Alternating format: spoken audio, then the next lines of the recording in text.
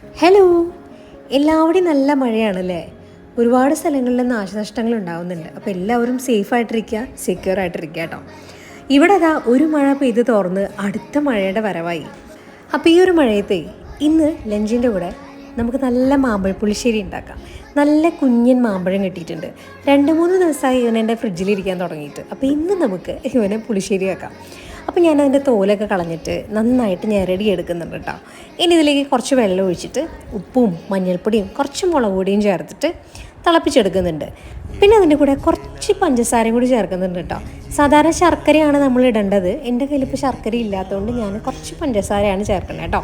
അപ്പോൾ അതും കൂടി ഇട്ടിട്ട് ഞാൻ നല്ലതുപോലെ തിളപ്പിക്കുന്നുണ്ട്.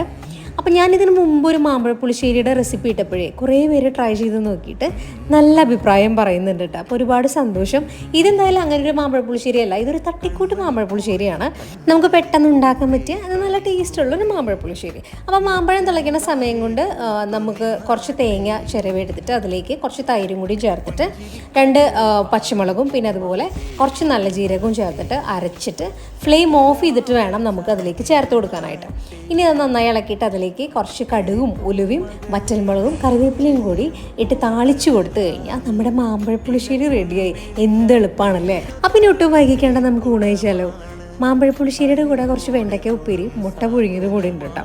അപ്പോൾ ലഞ്ച് ഇഷ്ടമെങ്കിൽ ലൈക്ക് ചെയ്യാനായിട്ട് മറക്കണ്ട.